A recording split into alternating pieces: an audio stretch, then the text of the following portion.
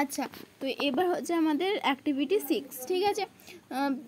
Page number হচ্ছে 4। তো এখানে আছে দেয়ার আর মেনি। আচ্ছা, প্রথমে দেখো tick mark the appropriate answer. এখানে নির্দিষ্ট যে সঠিক অ্যান্সারটা বা অ্যাপ্রোপ্রিয়েট অ্যান্সার যেটা হবে সেটাই আমাদেরকে টিক মার্ক করতে হবে। তো এখানে আছে দেয়ার আর মেনি টাইগার বা Tigers in the West Bengal. আচ্ছা, তোমরা এখানে হয়তো কোয়েশ্চেনটা দেখে যারা 4-এ পড়ছো তাদের খুব ডাউট লাগবে। এখানে টাইগার আছে, এখানে টাইগার্স আছে, এটা কেন আছে? আচ্ছা, তো কেন? কারণ তোমরা হয়তো সিঙ্গুলার বা প্লুরাল কথাটা শুনেছো। তো এই সিঙ্গুলার আর প্লুরাল জিনিসটা আসলে কি?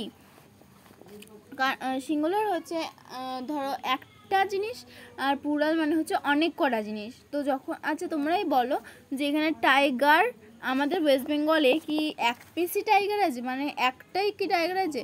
তোমাদের অ্যান্সার সবাই জানো যে না, আমাদের ওয়েস্ট বেঙ্গলে অনেকগুলো টাইগার আছে। তো তার জন্য এখানে আমাদের অ্যান্সারও হবে tigers. There are many tigers in the West Bengal, ঠিক আছে। তারপরে হচ্ছে অ্যান ইগল বা eagles can fly very high in the sky. আচ্ছা, তো এখানে তোমরা এই প্রথমের অ্যান্সারটা দেখে এখানে এস বসিয়ে দিতে যাবে না, কারণ নইলে এটা তোমার ভুল হয়ে যাবে। কারণ অ্যান ইগল বলেছে, কথাটা কিন্তু একটা ইগলের কথা বলা হয়েছে, ঠিক আছে। An eagle can fly very high in the sky. তো এখানে হবে ইগলস, কিন্তু হবে না, ইগল হবে, ঠিক আছে।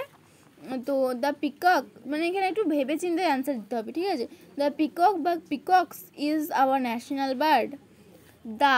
দা মানে আছে এ অ্যান্ড দা বা ডিটারমিনারে আমরা জানি যে পিকক কি, সরি পিকক বলছি। তো ধরো এখানে অ্যান্সারটা মানে আছে আমাদের পিকক, ঠিক আছে, এক্সাম্পলটা পিকক নিচ্ছি।